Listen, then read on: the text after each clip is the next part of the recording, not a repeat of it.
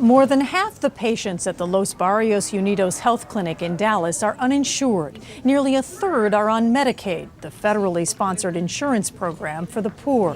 Buenas tardes. ¿Cómo está? Dr. Susan Briner runs the clinic.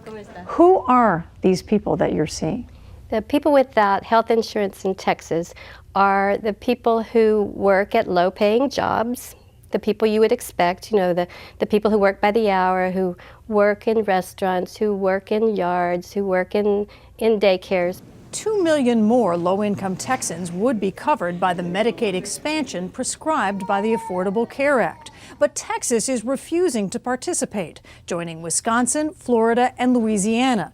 Texas would be eligible for $164 billion in federal aid to pay for the expansion through 2020.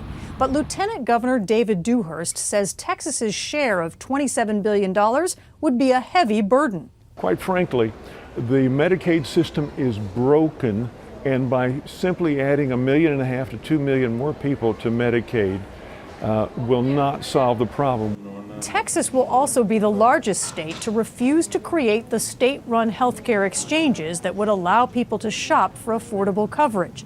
In a letter to the Obama administration, Texas Governor Rick Perry called the requirements brazen intrusions into the sovereignty of our state. It doesn't materially improve the health care of Texans and Americans, and in 5 short years, it'll start to bankrupt the state of Texas and other states. Opting out will not stop healthcare exchanges from being set up in Texas. If the state doesn't do it, federal authorities will.